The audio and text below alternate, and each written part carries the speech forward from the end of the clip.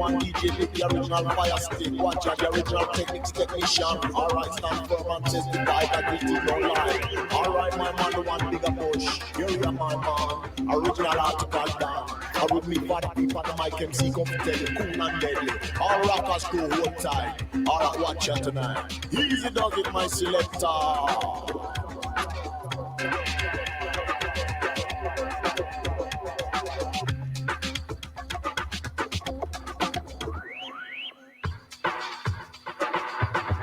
Alright, come to break it down and everybody have to get around and listen to the mighty sound. All rockers crew. Alright, bigger one like Bigger Blunt, the one like JT. Alright, everybody up front. Alright, stand firm. Easy. Rocker style, wicked and wild mellows and cello. Alright, here you look them around like the river Nile. Twisting as a little child. As we go, we shall improve and make a way tell you. We are soft shooting only night blows. Easy, alright, watch ya. As rockers, them are yeah!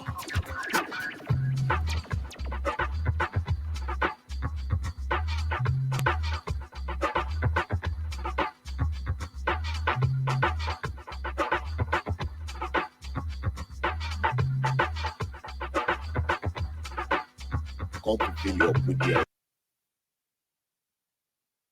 original reggae and make your rock it and swear.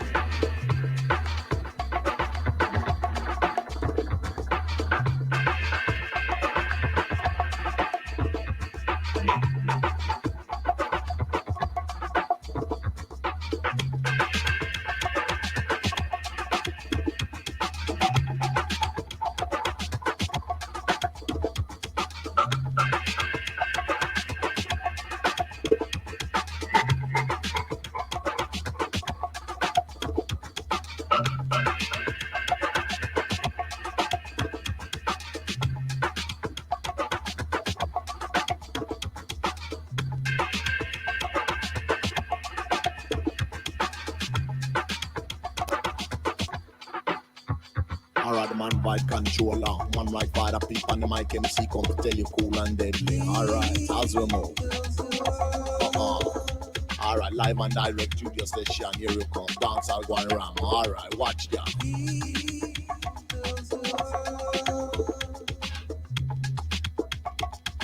Set speed.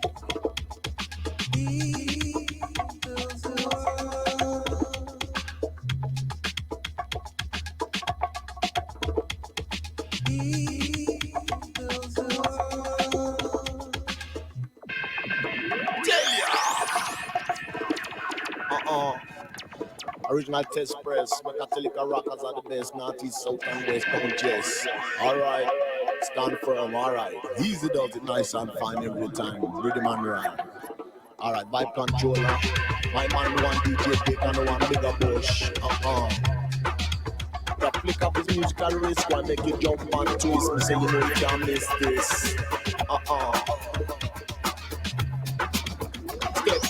That is your rockers in a step and style, cool and deadly. Alright.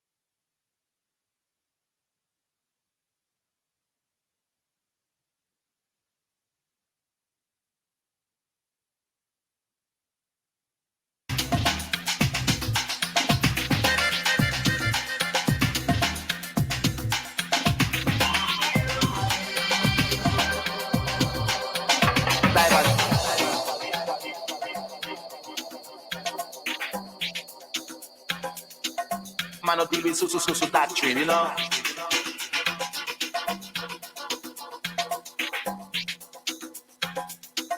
So all them diverse doctrine there.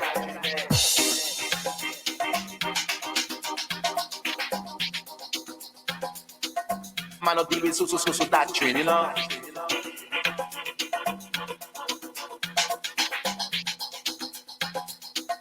Diverse doctrine go away.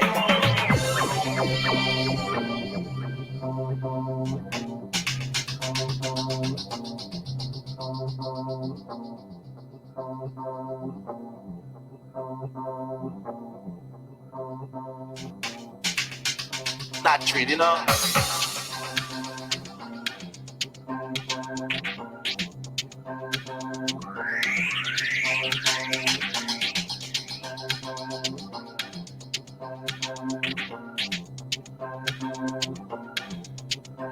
doctrine, you know.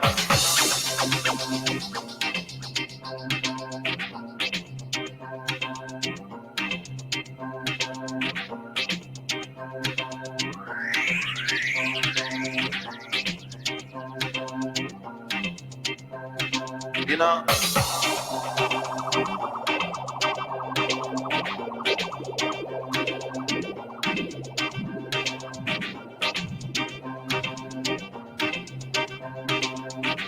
Dive, doctrine. Go away.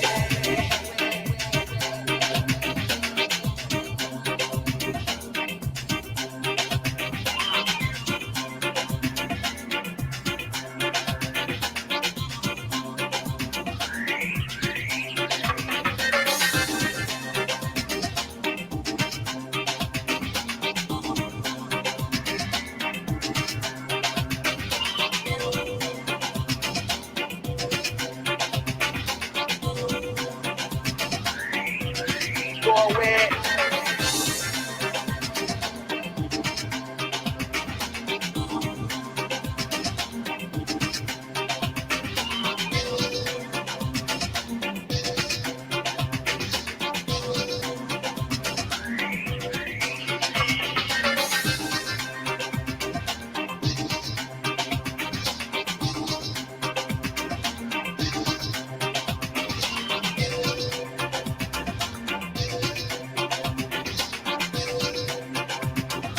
Dive, doctrine. Go away.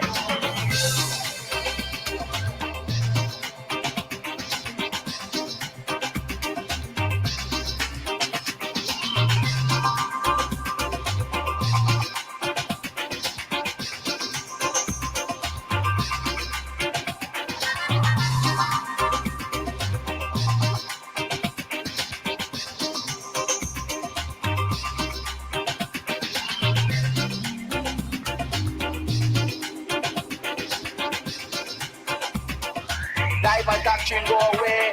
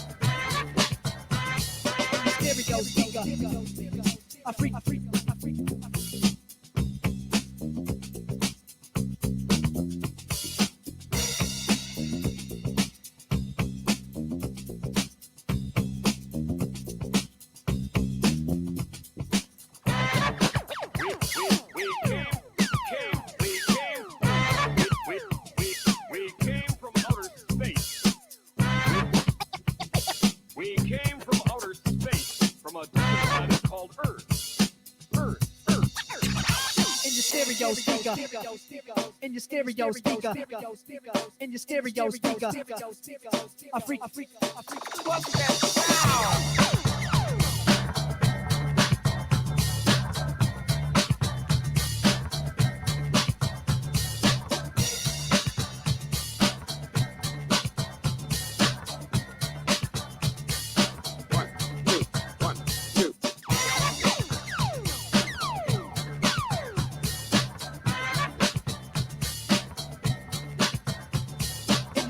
Speaker.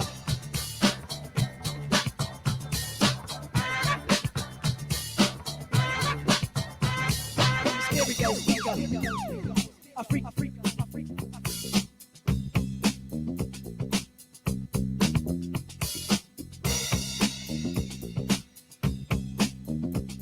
In your stereo speaker. A freak.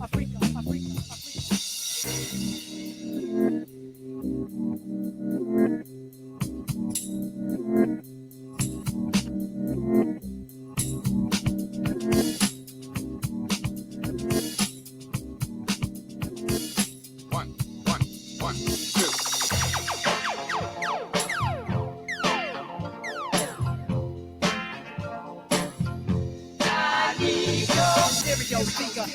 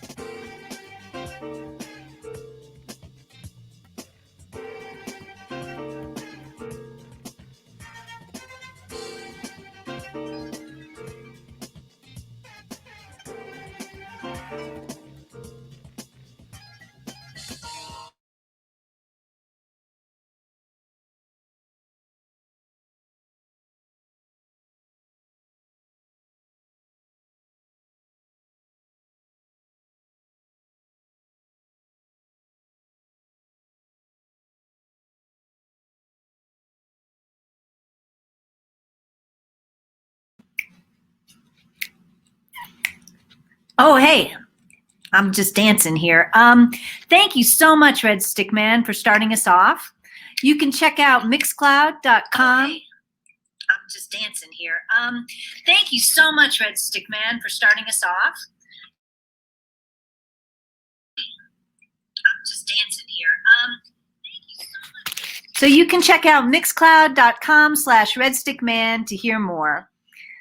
Welcome to the 29th Annual Pioneer Awards Ceremony. My name is Cindy Cohen. I'm EFF's Executive Director. Thank you for joining us this evening to honor groundbreaking leaders in online freedom. EFF's mission is to support freedom, justice, and innovation for all the people of the world. And tonight, I'm so excited that our lineup so strongly aligns with that vision. I'd like to thank the following folks for supporting this year's Pioneer Awards ceremony: Dropbox, No Starch Press, Rita Costa and Johnstone LLP, and Ron Reed. And of course, thank you to the thousands of EFF annual members everywhere who make our work thrive every day.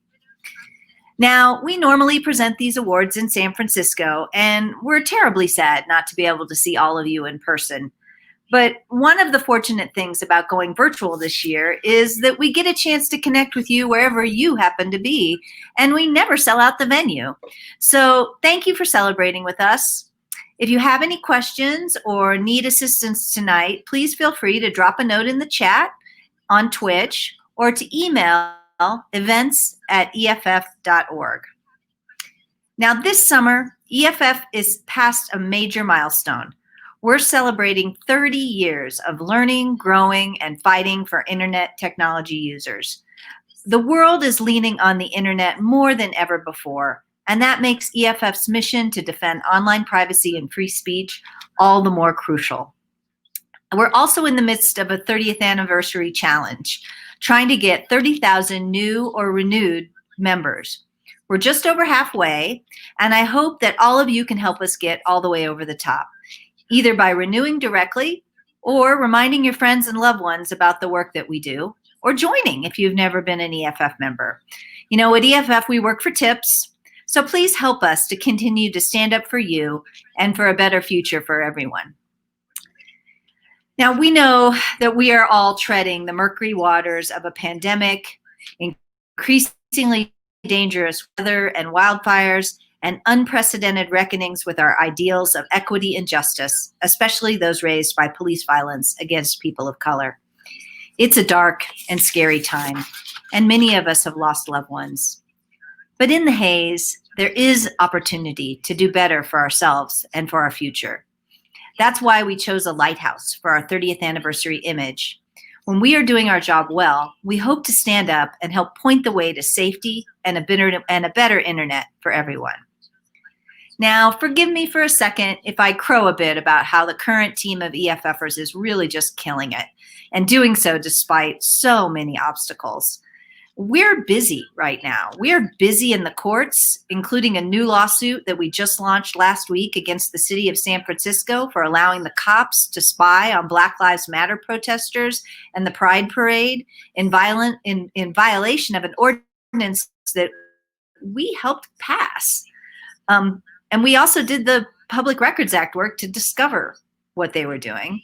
We're busy. We're busy building technologies, including continuing our crucial role in encrypting the web. We're busy in the California legislature, continuing to push for broadband for all, which is so desperately needed for the millions of Californians now required to work and go to school from home, but also to serve as a model for the rest of the nation about how we all need fiber to the home. We're busy across the nation and around the world standing up for your right to simply have a private conversation using encryption and technologies to help you do so, and for your right to build interoperable tools even if you don't have permission. And we're blogging and tweeting and posting on all sorts of social media to keep you aware of what's going on, sometimes to make you outraged, and occasionally, hopefully, to keep you amused.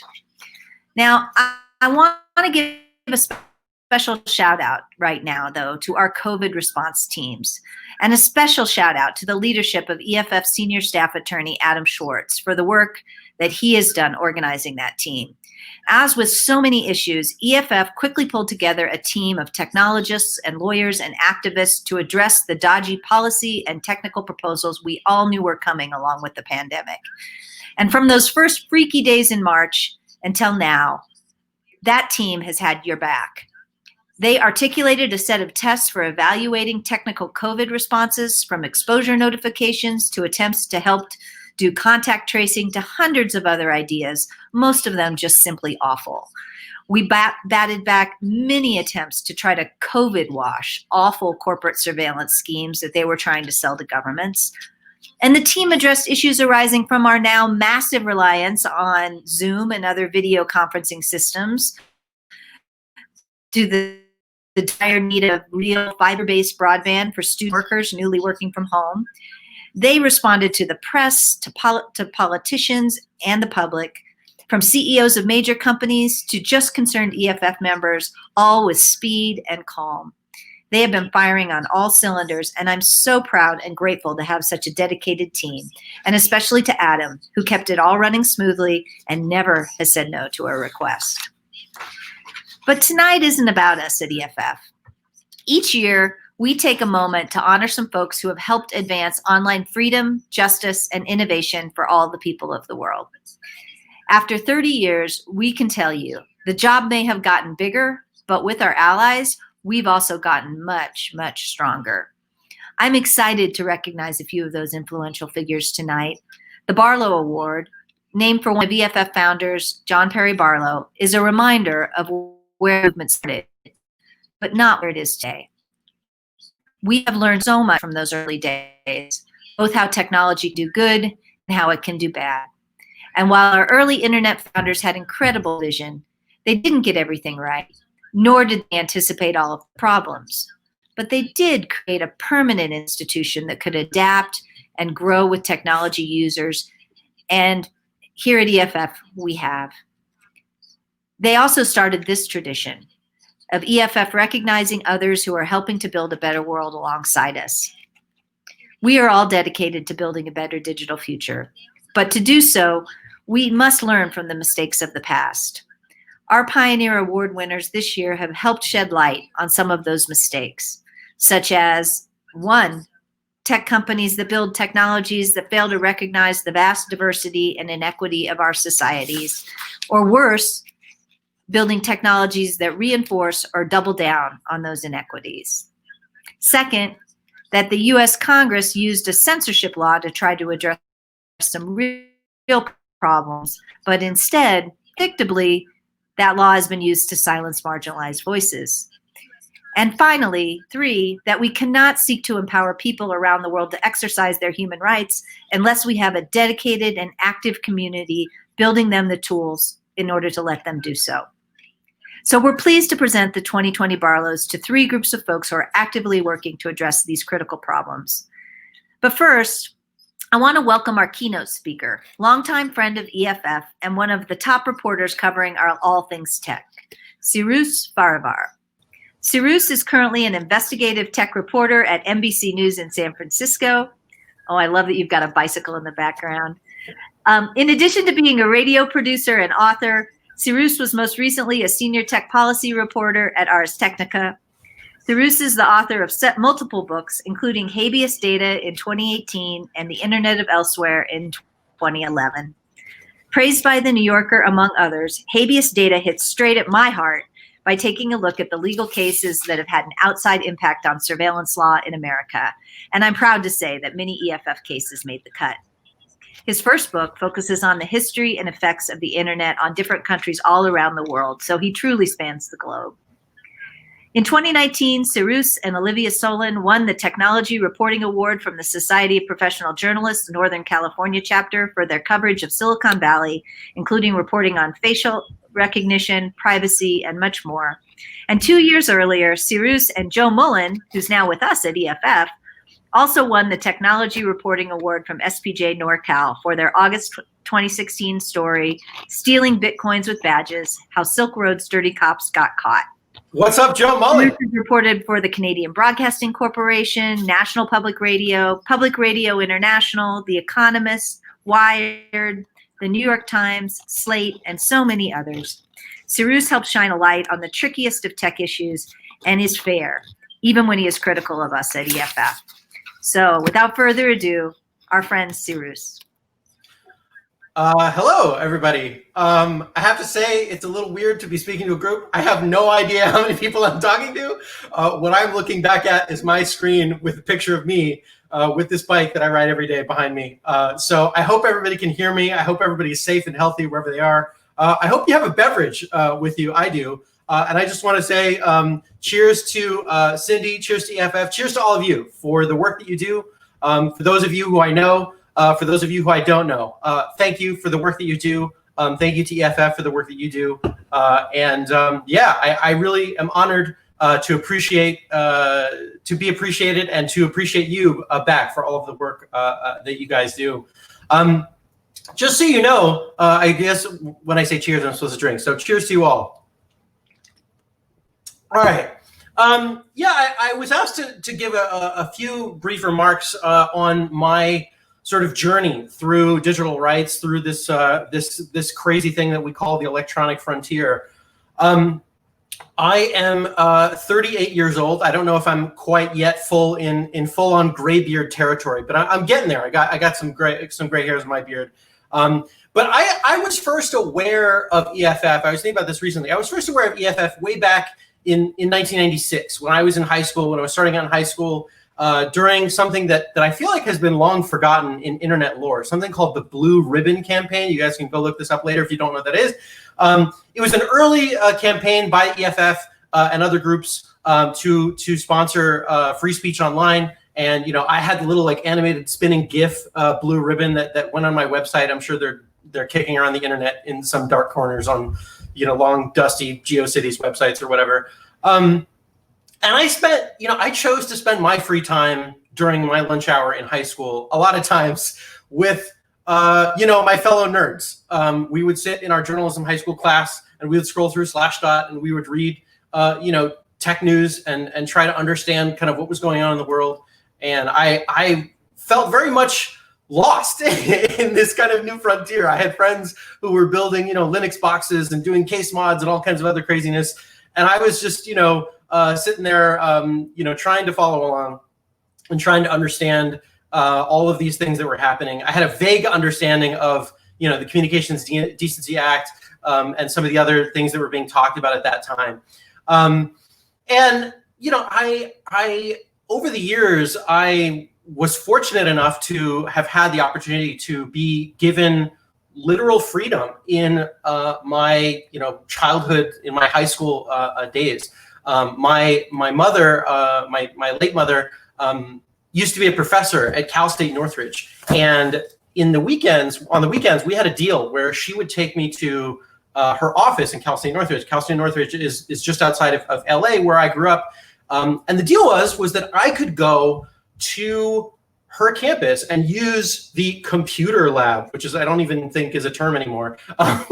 This big computer lab on the campus of Cal State Northridge on Saturdays in the 90s. And if I did all my homework first, she would like set me loose. And Cal State Northridge, like a lot of the other Cal State schools, is a commuter school, which means on the weekends, it's totally dead. So I, as a high school student, just had literally the run of the place. It was this giant room full of like Mac Performas or whatever. And I would be sitting there eating tacos.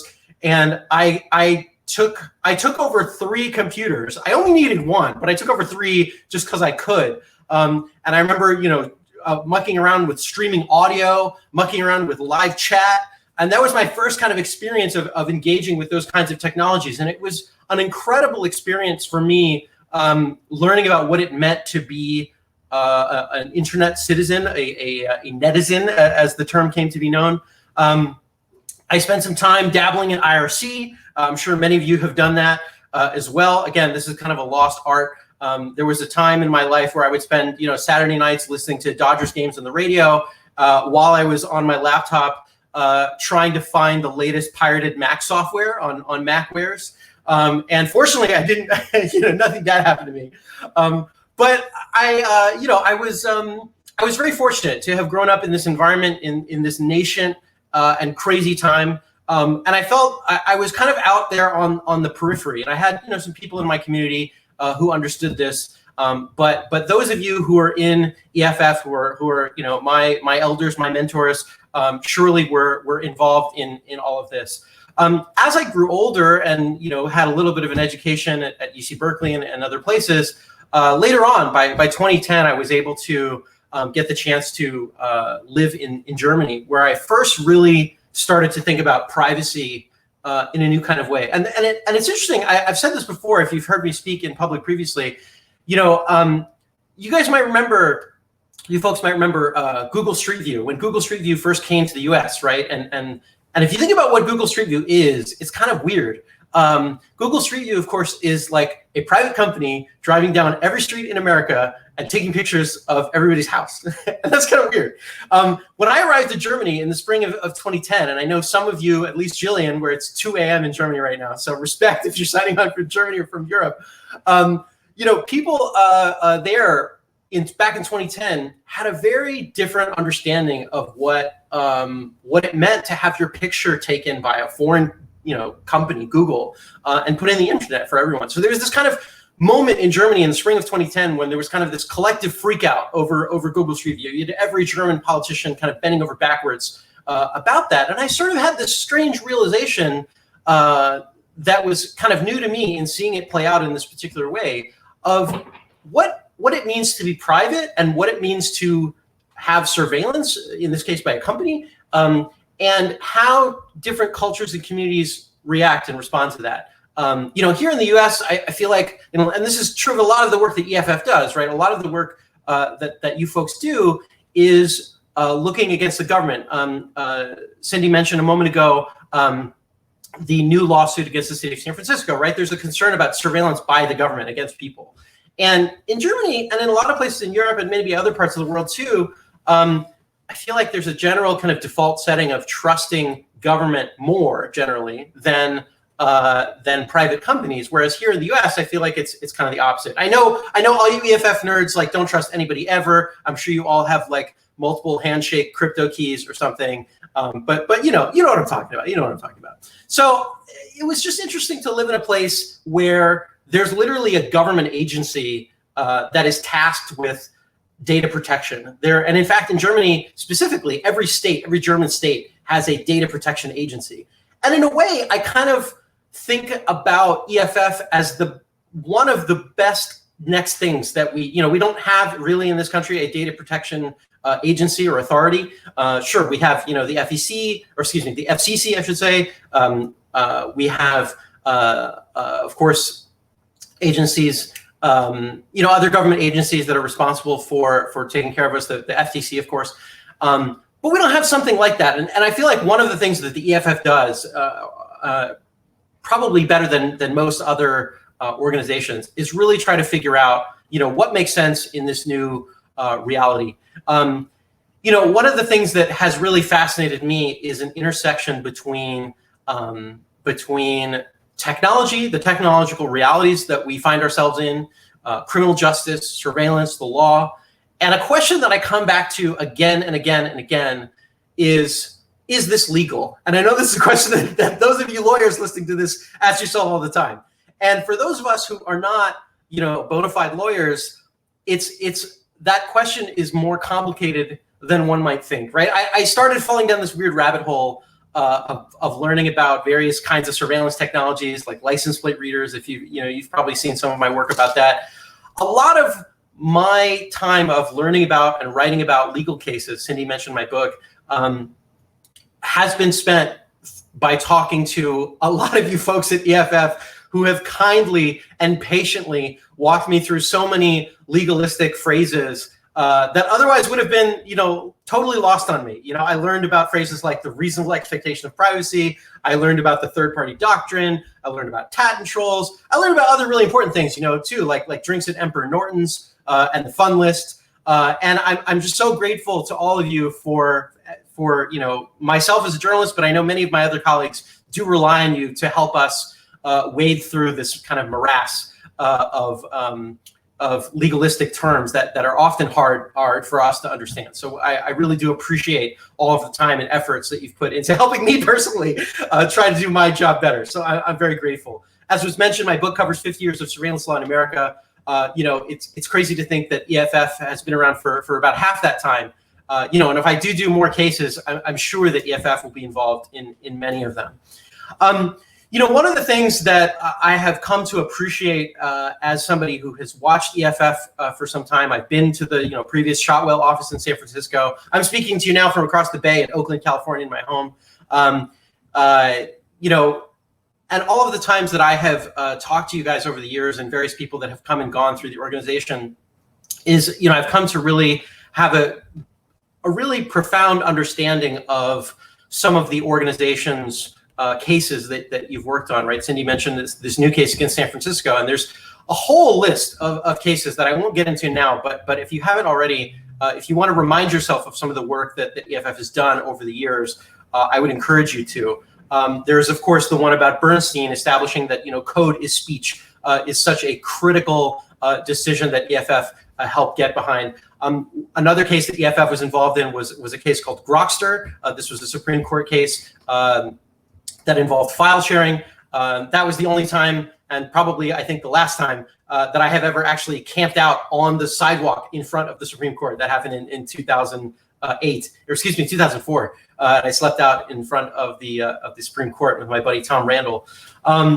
There are just so many cases that EFF has been involved in.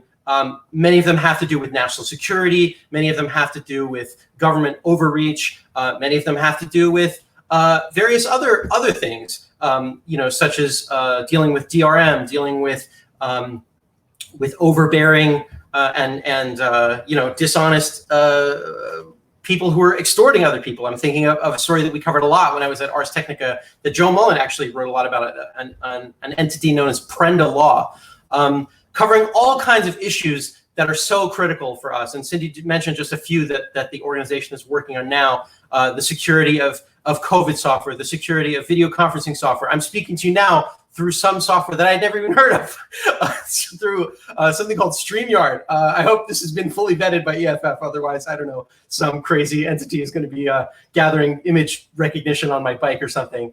But I just wanted to close out with one of my favorite cases that EFF has worked on. It's not very famous. It's not very well known, I don't think, outside of a few circles. But it's one of my personal favorites. And it was from a few years ago when I was at Ars Technica. And involves a website that I encourage you to spend some time with that's called McMansion Hell.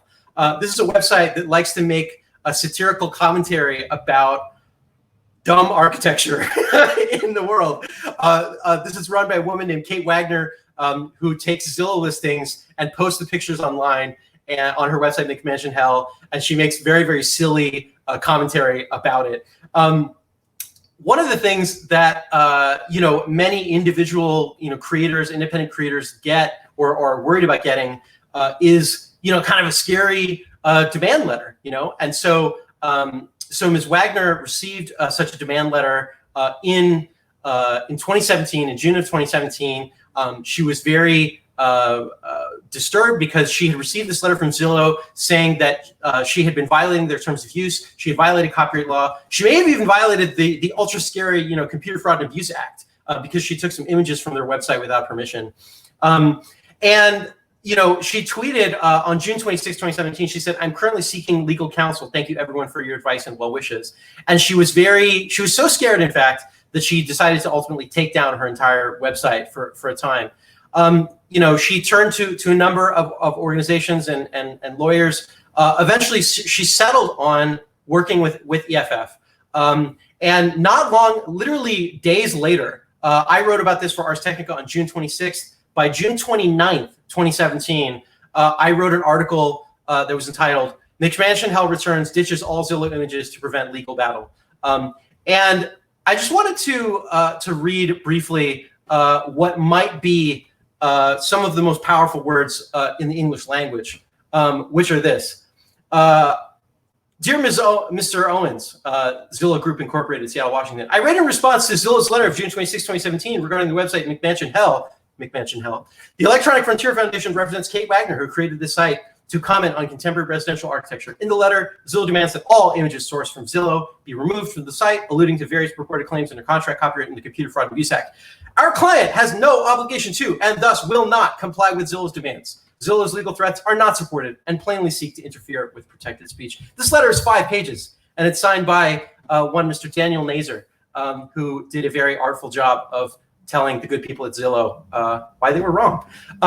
But the reason why I love this example is just because this site is just so fun, and I could spend a stupid amount of time scrolling through Ms. Wagner's website, McMansionHealth.com, and it just reminds me that it's something that is so small and brings such joy to people like me who like silly things on the internet, who often are intimidated by companies that may have overly ambitious legal claims against them.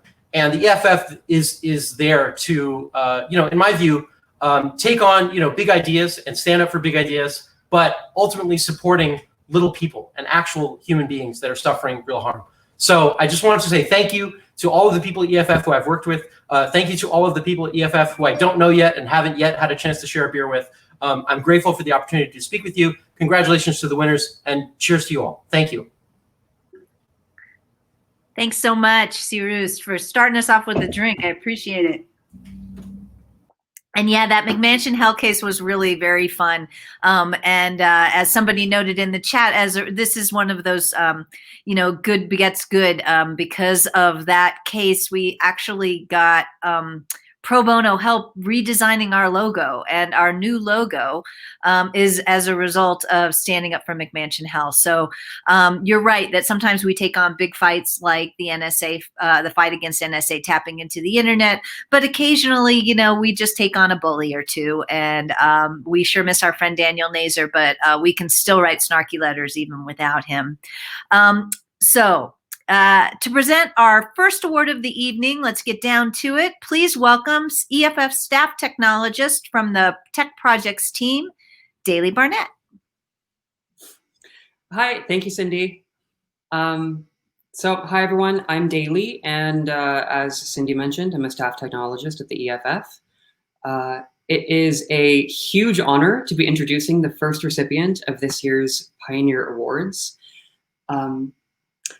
Among so many people that are struggling to make technology more equitable, there are few people that do it with as much panache as Mistress Danielle Blunt. She is one of the founders of Hacking Hustling. She is New York City's premier professional dominatrix, and she is a public health researcher focusing on the intersection of sex work and technology. And she isn't afraid of letting her efforts in all of those spill over to the other. I first met Blunt when I heard that she and Melissa Jira Grant were organizing an event in response to Sesta Fosta. And at the time, I had been doing these workshops in the same vein called Digital Privacy and Security for Online Delinquents and Perverts. So I knew that I had to reach out to them to see if they'd be open to some collaboration. Lucky for me, they were, and a few weeks later, Hacking Hustling had its first event at iBeam. And since then, I have had the immense pleasure of watching that work flourish, and Blunt has been at the forefront of all of it. She is nothing if not prolific and incredibly effective. I've seen her present academic research at countless conferences, facilitate skill shares at community-driven events, and just drawn the right connections in order to see her community flourish. Blunt has all of the qualities that I admire most in activists. She brazenly challenges respectability politics, no matter how large or stuffy the institution she finds herself in. Now, I think she may be the first person to advertise her work as a professional dominatrix at the Berkman Klein Law Center. She refuses to draw discrete boundaries between theoretical technology activism and the material impacts that the most marginalized communities face because of those things. When she curates a space, she does so mindful of including those least traditionally represented, and not because she knows it's a bad PR look to do otherwise, but because she deeply understands that it will enrich and empower the movement from the inside out. And there are few people on this planet that are as well equipped to subvert the toxic power dynamic that big tech imposes on so many of us. Mistress Blunt can look at a system like that, pinpoint the weak spots, and leverage the right tools to exploit them. She knows that any system can be hacked and any system can be hustled. And lucky for us, Blunt does both with a spirit of generosity. So, without further ado, I am so lucky to introduce Mistress Danielle Blunt.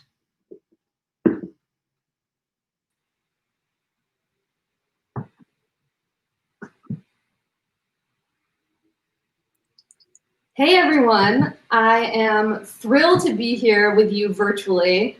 I am only sad that I'm not there with you all in a San Francisco bar in person to hustle, or I guess as you call it, network. I'm one of the co-founders of Hacking Hustling, and we are a small collective of sex workers, survivors, and accomplices working at the intersection of tech and social justice to interrupt state surveillance and violence that's facilitated by technology. Okay, my slides are coming up, right? Okay, thank you. We formed Hacking Hustling in response to the overwhelming silence from tech organizations and policy advocates in the wake of FOSTA SESTA. We've continued to bridge the gaps between sex worker rights, tech policy, and academia. Sex workers were some of the earliest adopters of the web. Sex workers fueled early chat rooms, were some of the first to use e-commerce platforms, and the first to have personal websites. The rapid growth of countless tech platforms was reliant on the early adoption of sex workers. Yet, as soon as those platforms start making a profit, we're the first to get kicked off, as we were determined to be too high risk for investors and payment processors. We saw it with most payment processors like PayPal and Stripe. Now we're seeing it again with the mainstream adoption of OnlyFans and subsequent cracking down on sex worker accounts. Since sex workers are denied access to traditional payment processors, we're often stuck using sites that take between a 20 and 40% cut of our earnings. And our research erased, we found that 33% of sex workers with access to the internet reported having been kicked off of a payment processor. 78% of street-based workers reported not having access to a bank account at all. In our research posting into the void, we found that those who identified as both a sex worker and an activist faced the most intense forms of platform policing across the board. This group was significantly more likely to report being shadow banned, deplatformed, kicked off of payment processors, having mutual aid fundraisers shut down, and having their speech chilled online. It also shows you how this type of platform policing restricts movement work. As so much of sex worker organizing is unfunded and underpaid, the work of Hacking Hustling is largely supported by our own direct labor in the sex trades. While I'm thrilled and honored to receive this award and put it on my resume, I want to remind folks that monetary support is even more powerful. It is what keeps this work going. Hacking Hustling has put on events at IBEAM, Harvard, and countless other spaces. We sadly had to postpone our most recent convening, which was planned for the 2020 Internet Freedom Festival, in lieu of in-person events. We've shifted to virtual organizing, meetings, public-facing seminars, and internal community knowledge sharing sessions online. We're taking back and taking up space that is so precious and so fraught for those of us who hustle online. Sex workers are also used non-consensually and without our knowledge in the creation of facial recognition technologies that are deployed by Thorn, like Traffic Jam and Traffic Cam. This, coupled with unknown collaborations with the state, results in difficulties for sex workers crossing borders and facilitates deportations by ICE. I want to acknowledge that not all sex work takes place online, and not all sex workers have equitable access to technologies or the internet. This means that digital freedom for sex workers means equitable access to technologies. It means the decriminalization of sex work and the decarceration of incarcerated sex workers. It means cultivating a deeper understanding of how technology is deployed to surveil and restrict movement of sex workers and how this impacts all of us, because it does impact all of us. It means understanding how the ways that sex work is policed on the streets through racist policing tactics such as condoms as evidence of prostitution, walking while trans bans, and stop and frisk policies. It means understanding how those tactics are also mirrored in the ways that folks are denied access to technologies, deplatformed, and pushed into further economic precarity and vulnerability online. Sex workers are some of the leading voices in opposition to harmful legislation like FOSTA and the Earn It Act. We certainly are the most active in mobilizing social media platforms, offline and online networks to take action against the violent censorship and criminalizing impacts of these types of legislation. Hacking Hustling has created tons of organizing and harm reduction resources, new media pieces and reports on the dangers of FOSTA, the Earn It Act, and the resulting platform policies that are inspired by the fear of such legislation. We're conducting community-based participatory action research, studying the impact of legislation like FOSTA and the impact of content moderation practices in sex worker and activist communities. Our research begins to fill in the gap where sex work has been glaringly left out of research on how tech and tech policy shape domestic labor. You can view all of these resources on hackinghustling.org. We're also collaborating with our incarcerated comrade, Alicia Walker, to create post-incarceration tech boot camp and for formerly incarcerated sex workers. The need for structural support for our people post-release cannot be overstated.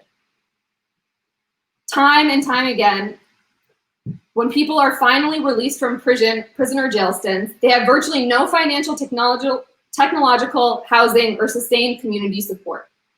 Basic needs, skill sharing, and financial support must be made available to folks establishing themselves after the violence of incarceration. Therefore, Hacking Hustling is creating a sustainable, intentional check-in and support program that equips those of us on the outside, especially those of us who have been impacted by incarceration, to show up for those navigating life after prison, jail, or detention. Alicia is helping us pilot this program in its custodial fellowship. We're currently looking for funding to continue our work. Here is a link where you can donate to Hacking Hustling directly. If you work in tech and your company matches larger charitable donations, do get in touch about our fiscal sponsor. It would be my absolute pleasure to redistribute your money in a tax-deductible way. Here is the website that I built to look like a former sex worker, so I can access opportunities otherwise denied to myself and my peers. If you want to tip me, feel free to use this platform at definitelynotaWhore.com. I was told to keep this PG-13, which I think I did a pretty good job at. But it would be remiss of me if I didn't also encourage you to check out my not PG-13 content on my OnlyFans and visit my website, mistressblunt.com. So be sure to check those out if you're curious about learning about power dynamics in a different capacity.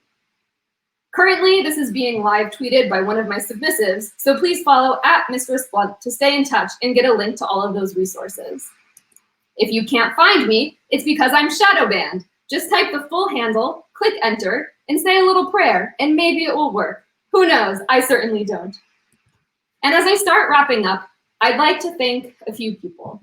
First, I'd like to thank my client who gave us our first $50,000 to redistribute to community when we were unsuccessful at securing traditional funding.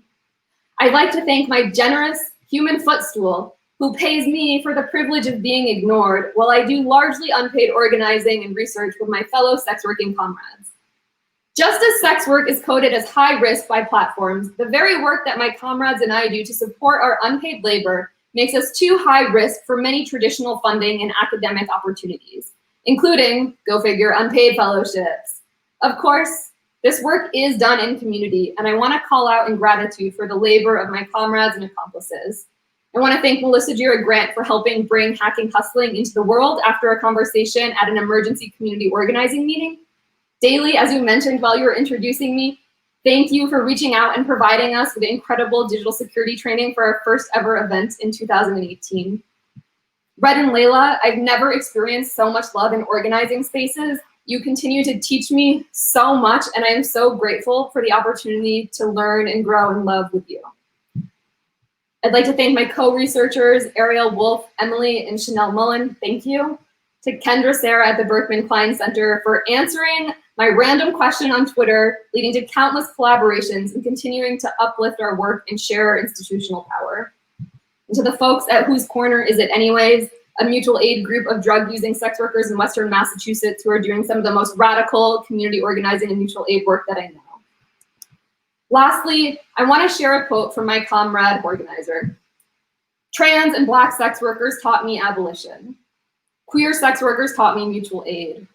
Drug-using sex workers taught me harm reduction. Sex working researchers taught me community assessment. Communist sex workers taught me wellness checks, anti-work politics, care, and love. There is so much that can be learned through platforming and funding sex workers, listening to their expertise and lived experiences. I encourage those of you who are creating technology to keep the following in mind. If we create a platform that is safer for sex workers, many of whom live at the intersection of multiple marginalized identities, we're likely creating a platform that's safer for everyone. Thank you all so much for your time and for the honor. Wow. Thank you so much, Blunt. We learn from you every day. Thank you so much. And we are so proud to stand up for sex workers in our case against FOSTA-SESTA. We're going to take that bad idea down. Thank you so much. Thank you. All right. Boy, we kicked out with a boom. The advocacy and the fearlessness of Blunt and her colleagues really are so critical, and they play such an important role in trying to get us to think about how to center marginalized communities in the work that we do. So now let's move on to our second award. Top that, babies. To present our next award, please welcome EFF Director of International Freedom of Expression, Jillian C. York. Hello. Hi, Cindy. Hello, everyone. I'm coming in live from Berlin at 3 in the morning. So I apologize for my sleepy eyes over here.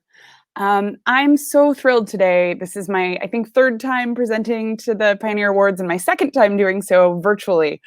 This one's actually a little earlier, so I'm happy about that. But I'm so proud today to be able to present this award to the Open Technology Fund, which will be received today by their Executive Director, Laura Cunningham. I've been a part of the OTF community since its very beginnings, and I've gotten to watch it grow from a fairly homogenous community, both in terms of the people in the room and the projects it funded, to one of the most global and diverse communities there is in the digital rights space. And actually, I think that says quite a bit, because the fact that it's not the only global and diverse community in the digital rights space anymore just shows how much this field has changed in the past decade. So I'm so proud to be a part of it. OTF has a serious focus on open source technology, which allows people from nearly anywhere in the world to freely and safely access the internet, while also knowing that people can check the code behind the projects. This is one of the things that's really made them special in the field of funders, and has undoubtedly changed millions of lives. And OTF also enables, through funding to their grantees and through their annual summit, a true sense of community amongst the people who are working on these projects. So without further ado, I want to give the floor to Laura, someone who I've known for a long time and I consider dear, to accept this award tonight. Congratulations to Laura and to the entire OTF community all around the world. I hope you're listening. Thank you so much, Jillian, for that really sweet introduction, and especially for staying up until 3 a.m. to do it. We really appreciate it. And a huge thanks to EFF for honoring the extraordinary OTF community with this award tonight. It's truly humbling to be accepting this award on behalf of the OTF community, not least of all because OTF at its core is simply just an idea. It's the idea that in the face of censorship and surveillance, repression and authoritarianism, that talented people motivated by a belief in freedom and human rights online will not only be willing to fight back, but that they can prevail. OTF is not defined by a single organization, technology, or approach. Rather, it is a means to facilitate the creativity, commitment, and passion of those fighting for internet freedom on the front lines. It is therefore all too fitting that it is the OTF community and not OTF the organization that is receiving this honor tonight. The OTF community is a small network of dedicated individuals working against incredible odds. We are human rights defenders and hackers, developers, digital security experts, activists, technologists, and journalists, all united by a common goal to protect internet freedom. Whether we're working to combat internet censorship in Iran, repressive surveillance in China, internet shutdowns in Belarus, or digital attacks against marginalized groups, we are almost always out-resourced and outnumbered. And yet, this community continues to prevail in spite of those overwhelming odds because of its creativity, its passion, its resilience, and most importantly, our support for one another. Over the last 7 years, this community has ensured that over 2 billion people worldwide can safely access the internet, free from repressive censorship and surveillance. It is a privilege and an honor that OTF is able to support this incredible community and its important work. However, as many of you know, over the past several months, our community has come under attack like never before. In June, the Trump administration appointed a new CEO, Michael Pack, to oversee OTF's grantor agency, the U.S. Agency for Global Media. Upon his confirmation, Mr. Pack attempted to fire OTF's leadership and dismiss our board of directors. He then froze and continues to withhold from OTF nearly $20 million in congressionally appropriated funds. As a result of this unprecedented and unjustified withholding of funds, OTF was forced in July to halt funding to 80% of our ongoing programs and to close all of our funding rounds, including our Rapid Response Fund. With their mission under attack and their resources stripped away, it would have been very easy for the OTF community to disperse in the face of this threat. It would have been easy to get discouraged, to leave for the private sector, to look for funding elsewhere, or to simply just move on. Over the last 4 years, we've watched many groups confronted with similar challenges do just that. But the OTF community did the opposite. From the moment that OTF was threatened, this community has rallied and it has fought to protect this critical work. Within just a matter of days, over 400 organizations and thousands of individuals from around the world signed a letter to Congress protesting USAGM's actions and calling on Congress to support OTF. In over a decade in DC, I've never seen anything like it. It was an extraordinary response by a truly extraordinary community of people. And because of these efforts, the tide is beginning to turn. Senators and congressional representatives from across party lines have spoken out in defense of OTF and condemned USAGM's actions.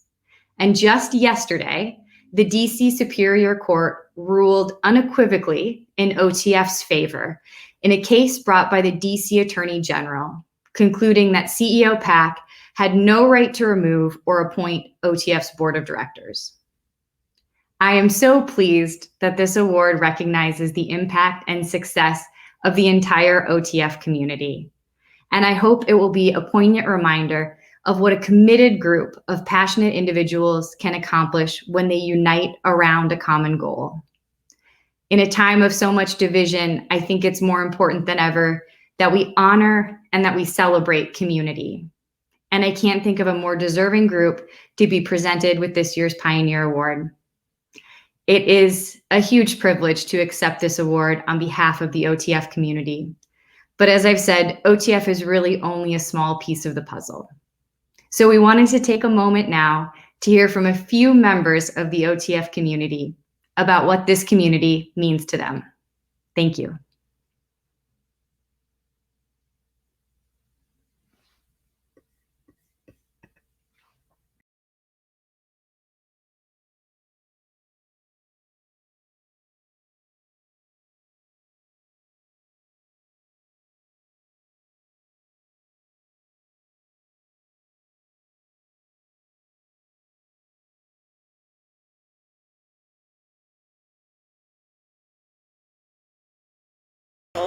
Considering how important their work is for activists and journalists across the world to fight surveillance and censorship. I remember the day almost 10 years ago when the idea of the OTF was shared with me by Libby and Dan. OTF. OTF. OTF. OTF. OTF. OTF. OTF. OTF. The Open Technology Fund. The OTF community. The OTF community. For me, the OTF community is resourceful.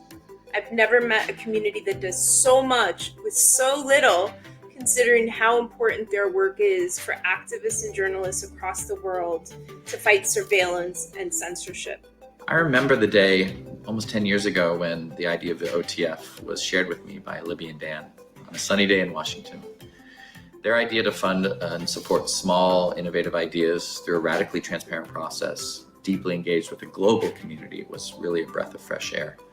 I've had experience with both venture capitalism and traditional government funding, and neither was the right fit to be a true change maker around privacy and security online. At my first OTF summits, I finally reconciled the technologist with the activist, gained awareness of my responsibilities, found deeper meaning and pride in my work. The community that has been built by OTF is really amazing. You find that you know that you got a second home. You know that you got a second place where you can actually go and look for resources or look for companionship or even look for just somewhere to distress, because these are amazing people and all the things that we have been doing with OTF has come from a place of love. I love OTF because apart from providing an open source technology to vulnerable and marginalized communities, I have found my sisters in struggle and solidarity in this space from women of color. I find my community within the OTF community. Being part of the OTF community means that I'm not alone in this fight against injustice, inequality, against surveillance and censorship. For me, the OTF community plays an important role in the work that I do because it allows me to see and allows me to be in a space where I see people from different countries around the world working towards a common goal of internet freedom. For example, a person like me, a Latin American activist working in repressive environments, can have the tools, but especially the support of a really strong and healthy community that can enable me to be a researcher, a developer, a technology implementer, all of these for social good. I think it's a bit of an understatement to say that these times have been challenging. but I find hope, comfort, and inspiration from my peers within the OTF community. When I think of 2020 alone, keeping that hope alive is tough. This year, we've lost friends and family, we've lost homes, we've lost leaders of movements that inspired us. We lost the chance of human interaction. We lost a lot. And yet we also came together, whether through Zoom calls or fundraising campaigns to save our favorite city and help those who are in need. I'm going to tell you a story about villages in Vietnam. The year is 2020.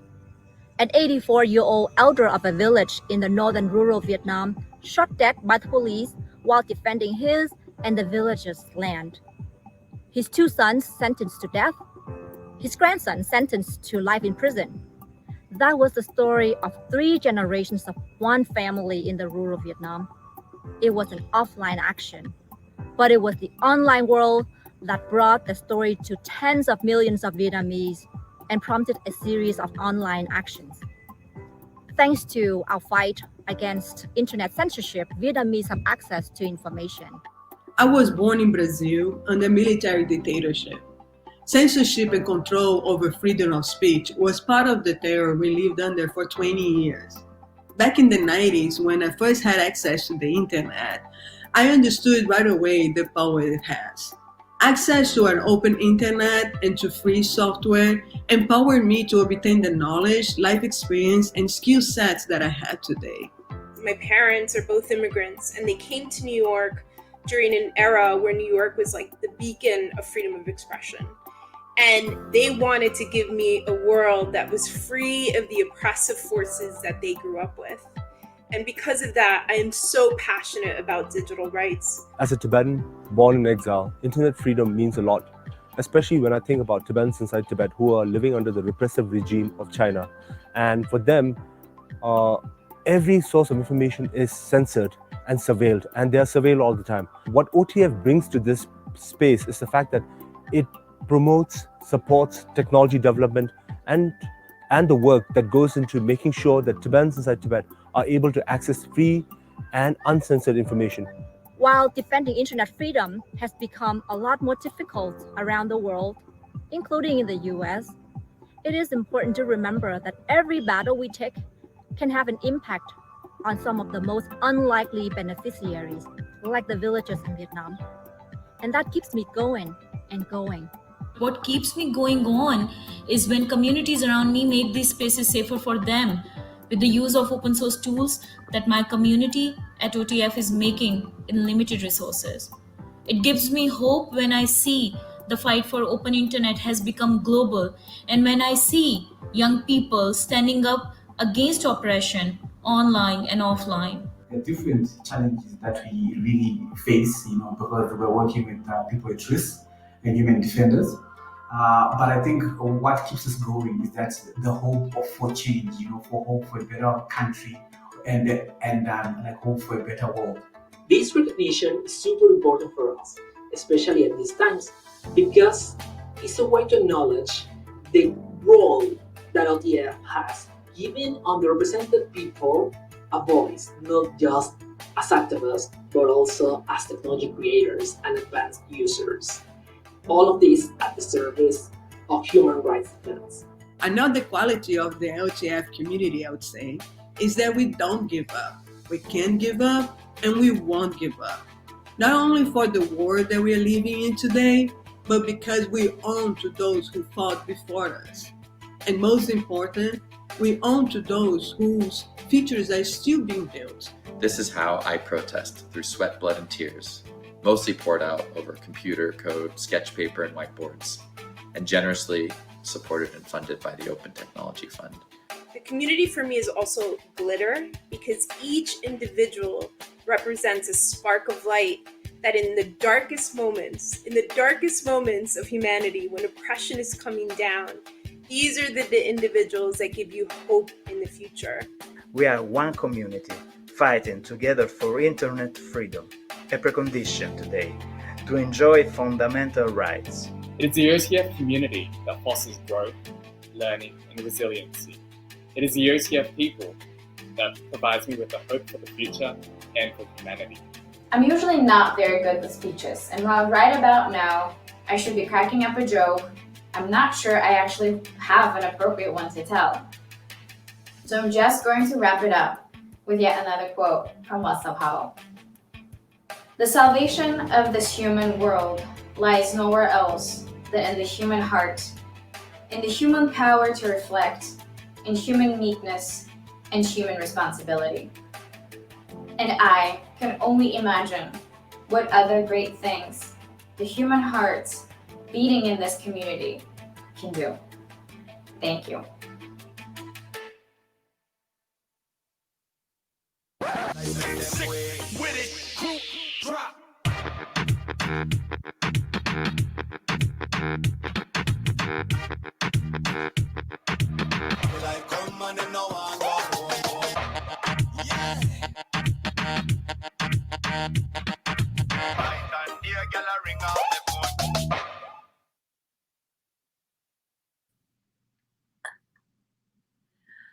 Oh my God, that was awesome.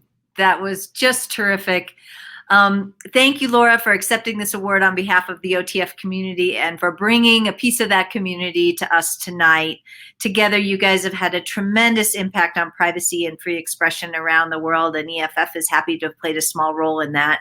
Please accept this award, not only as the recognition of your of what this community has accomplished, but also as our pledge to keep supporting you in whatever comes next. We know you've been in the fight of your lives, and while we're delighted with the decision today, we know this fight probably isn't quite over yet. So we're here, we're in it with you, and we're just delighted to be in community with you. So to present our next award, please welcome EFF Associate Director of Community Organizing, Nathan Sherrard. Welcome, Nash. Thank you so much, Cindy. I'm so happy to be here tonight, and I could not be more excited to recognize our next Pioneer Award recipients. As many viewers may be aware, before joining EFF, I spent several years supporting Black-led groups addressing disparities and violence in our criminal system. When I joined EFF, one of the questions I received a lot was how I felt about making the transition from social justice organizing to organizing for digital rights. And to me, this has always been a false dichotomy. Technology affects us all, and EFF's mission gives us a responsibility to assure technology's benefits are shared equitably across society, and that its potential to exacerbate harms is not experienced disparately by our neighbors across the hall, across the nation, or across the world. And really, Joe Bolamwini, Dr. Timnit Gebru, and Deborah Raji are not just trailblazing academic researchers, but based on the dataset and methodology of Joy's groundbreaking 2017 MIT thesis, their gender shades series of papers made it inarguable that, and really to paraphrase them, we have entered the age of automation overconfident, yet underprepared. And that if we fail to center ethics and inclusivity in the way we develop and implement technology, we risk losing gains made in civil rights and gender equity under the guise of machine neutrality. Their work has shown us how critical it is that we face the coded gaze that, like the white gaze, the male gaze, or the post-colonial gaze, reflects the priorities, preferences, and prejudices of those who have the power to shape technology. Over the last year and a half, EFF, our members, and our supporters have helped introduce federal legislation and pass local bans on face surveillance in close to a dozen communities across the United States. And I cannot imagine any of this having been possible without the trailblazing academic research on race and gender bias in face analysis technology of these three inspiring humans. Their Gender Shade series revealed alarming disparities in the way that face recognition technology worked for people who were not young adult white men, and in particular, the failures of the technology at the intersection of race and gender. Since publishing this work, they've continued their internal and external advocacy at Stanford, the University of Toronto, Black in AI, Project Include, and the Algorithmic Justice League. Please join me in expressing our gratitude and appreciation for our final 2020 Pioneer Award winners, Joy Bolamwini, Dr. Timnit Gebru, and Deborah Raji. Yay! Yay! Thank you so much. to EFF for this incredible honor and recognizing me, Deb Raji, Timnit Gebru, and Joy Blue and Weenie for the Gender Shades Project and our work advocating against the irresponsible development and deployment of AI technologies, and in particular, facial recognition. Companies need to be held accountable to the limitations of their technology. Any claim to performance should be quantitatively and qualitatively assessed, especially as it applies to the concerns of the most at-risk populations, so that the technology can be adequately judged by those impacted the most for its appropriateness for real-world use. What so many minority groups already know is that technology is often not built for them. Roger Williams, a Detroit man falsely accused due to an incorrect facial recognition match, he knows this. Every immigrant surveilled on social media by face surveillance tools deployed by ICE, they know this. These are technologies failing on real people, collapsing on real lives. The Gender Shades Project is a challenge to every company that chose to omit us and our experiences in their definition of performance. We've shown that the failure of the models to perform on certain minority populations was not so much an inherent technical limitation as it was a reflection of how much certain groups were completely neglected in the initial understanding of machine learning engineers and other technologists of what it would mean for this technology to be accurate in the first place. Technology requiring the privacy violations of millions of individuals doesn't work. Technology so easily hijacked and repurposed to be weaponized and target and harass vulnerable communities doesn't work. And technology that fails to live up to its declared claims for some subgroups over other subgroups certainly does not work at all. The major contributions of the Gender Shades Project has include challenging evaluation norms in computer vision, machine learning, and AI more broadly, demonstrating the application of intersectionality to better illuminate understanding of AI limitations and capacities, putting research into action in remarkable ways through the AI Anti-Woman Project, the Black Panther Scorecard, multiple art shows, op-eds, and media creation, influencing policy debates and legislation through our participation in hearing and briefings at the local, state, and federal level, pushing for bans and moratoria on face surveillance at the local and state and federal level as well, influencing company practices at IBM, Amazon, and Microsoft, leading these companies to make explicit statements declaring their concern and understanding of the risk of face surveillance technology used by the police, pushing for Google to no longer offer gendered public API results, and most importantly, challenging the narratives of superiority. As Black women, really asserting ourselves in our experience and our understanding to declare that this kind of work is worthy of attention and is the definition of what it means for computer science research to be impactful in the field. Most importantly, we've demonstrated a wide range of collaborations. Through the Algorithmic Justice League founded by Joy, that institute has been we've been working across institutional boundaries, connecting with companies on coordinated bias disclosures and communications, working with civil society such as ACLU on the Press Pause campaign and successful face surveillance bans and advocacy campaigns, and then also connecting with those communities themselves and making sure that everyone from the tenants at a Brooklyn building in which the landlord is attempting to deploy facial recognition to citizens of a city such as Detroit that are going through police use of face surveillance and providing them an avenue to understand that their voices are heard and their voices are important in determining their own situation and their own experiences with this technology. I'm so privileged to have been joined by Joy and Timnit and to join Joy and Timnit and to share this message that we understood from the very first time we try to use facial recognition or any other open source tools, or the first time that we try to build our first models. I'm proud to stand with them against systems that continue to oppress us and stand together against anyone that still tries their best to get in our way. I remember the first time I met Joy sending an eager email after my own experiences working with data that completely omitted me.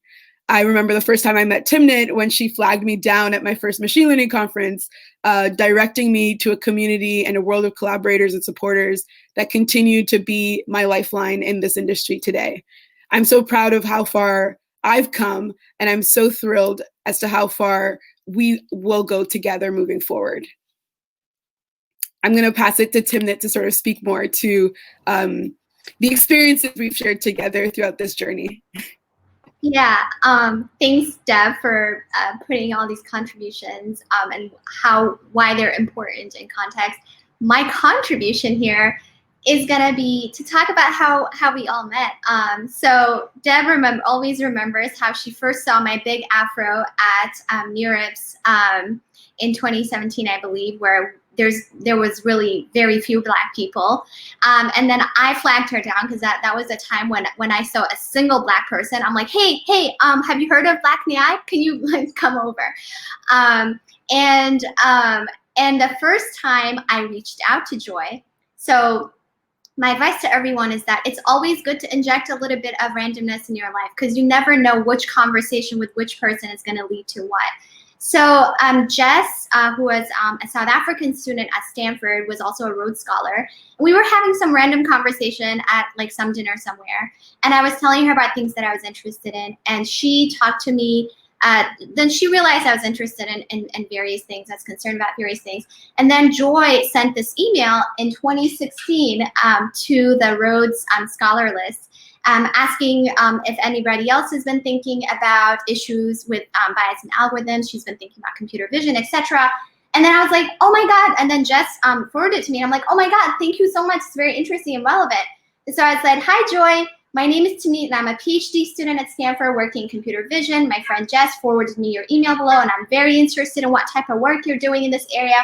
I actually go to Boston quite a bit to visit my family. Maybe we can grab coffee sometime, and maybe we can discuss some things. And that's how she was already working on some of these issues, and that's how we started collaborating. And I want to say that I am so happy to have Joy and Deb by my side because we have had to stick together. There's a lot behind the scenes. Stick together through so many things. There's been many times where I'm like, I quit, I'm done. And and I talk to them about that and they kind of bring me back, or vice versa. There's many times where we've had to look out for each other. And one of the things, Joy actually got this award and she wanted to share it with us. And that shows that all of us want to see each other rise, and all of the organizations we founded. Joy founded the Algorithmic Justice League. Deb founded the Project Include, and I co-founded with my colleague Reddy Tapeva Black Nyai. And what we try to do is we try to have all of these organizations support each other. And so with that, I just wanted to hand over to Joy to close us off. Thank you for that. And just hearing both you, Timnit, and Deb speak to our journey, the contributions, and I think the most important thing to me, our sisterhood, is definitely inspiring. And so you've heard a little bit about our journey together, and you've also seen the impact of the performance metrics that we showed with the Gender Shades project. And now, as a poet of code, I want to switch from performance metrics to performance arts. And to close this session, we have with a poem that I wrote after having the privilege of working with the Brooklyn tenants, who were showing that we do in fact have a voice and a choice when it comes to the kinds of technologies that are used in our communities. If you have a face, you have a place in this conversation. And so to them and freedom fighters around the world, I want to leave you with this poem. To the Brooklyn tenants, resisting and revealing the lie that we must accept the surrender of our faces, the harvesting of our data, the plunder of our traces, we celebrate your courage, no silence, no consent. You show the path to algorithmic justice requires a league, a sisterhood, a neighborhood, hallway gatherings, Sharpies and posters, coalitions, petitions, testimonies, letters, research and potlucks, live streams and Twitches, dancing and music, everyone playing a role to orchestrate change. To the Brooklyn tenants and freedom fighters around the world and the EFF family going strong, persisting and prevailing against algorithms of oppression, automating inequality through weapons of math destruction. We stand with you in gratitude. You demonstrate the people have a voice and a choice. When defiant melodies harmonize to elevate human life, dignity, and rights, the victory is ours. Thank you. And thanks, Mom. I am speechless. That was amazing. All three of you, just so inspiring. And yeah, I think your mom's really proud. And believe me, no one's going to get in your way. No way. Thank you all very, very much. We have long known at EFF that ubiquitous surveillance doesn't equal ubiquitous safety. Thank you for helping to drive the conversations about technological bias, especially against women and people of color, but also just inspiring people that they can stand up, they can use their knowledge, and they can be at the cutting edge of their area and still stand up for justice. And I want to especially thank Joy for insisting that this award be shared by the three of you. We all know that no big change happens because of a single person, and how important the bonds of community can be when we're up against such great odds.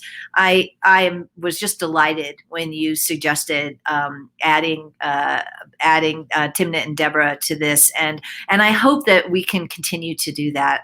Societal change works because of the webs that we weave with each other, and I will be really excited when we get better at recognizing that as a society. So thanks, everybody. I hope you're as inspired as I am. All three of those presentations and all of the groups that we've honored tonight make us think, make us dance, make us smile, and make us feel like we can really make change. You know, one of the hopes for the early internet was that this new technology could help ordinary people rebalance the scales of power. That potential still exists. And we see it in everything from the rise of social movements mobilized online to the use of digital cameras and user-generated content websites to bring needed light to uncomfortable truths about law enforcement's treatment of Black lives, to the promise of encryption to allow people to associate and just go about their daily lives free of governmental prying eyes. But we know that the promise of the internet is not automatic. It takes active work to both protect what we've got and to change our hopes into a reality, and then to share that reality all around the world. We must continue to resist building or acceding to an internet that reinforces the existing dominant structures that oppress, silence, and exploit. We must continue to fight back against both the old powers that are increasingly reasserting themselves online, as well as the powerful forces that simply want to replace the old bosses with the new bosses. The internet can give us the tools, and it can help us create others to allow us to connect and fight for a better world. But really what it takes is us. It takes us joining together and exerting our will and our intelligence and our grit to make it happen. But when we get it right, EFF, I hope, can help lead those fights, but also that we can help support others who are leading them, and always, always help light the way to a better future. As always, I want to thank the EFF members around the world who make our work possible. You can support the cause today by going to EFF.org/join. I also want to give a shout out the people that we honored today. Many of them also work for nonprofits that can earn your support, and I really want to underline Blunt's call to support, especially the most marginalized people. We know that these are scary times and that you have many people asking you for support, most with very good reason.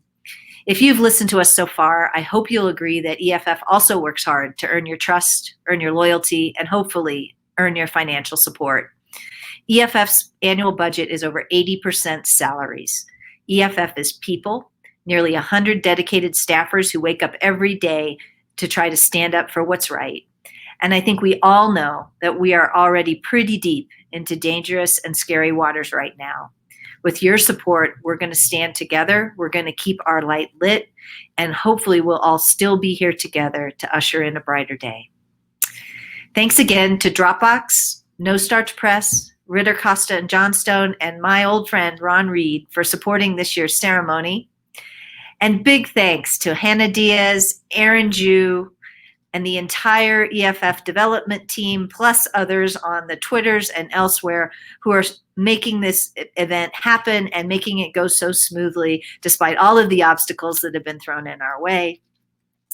And until next time, from all of the EFF staff, our board of directors, our advisory board, and everybody from our clients to our staffers today, please stay safe, keep supporting each other, and keep fighting for a brighter digital future. The only way we can do this is together.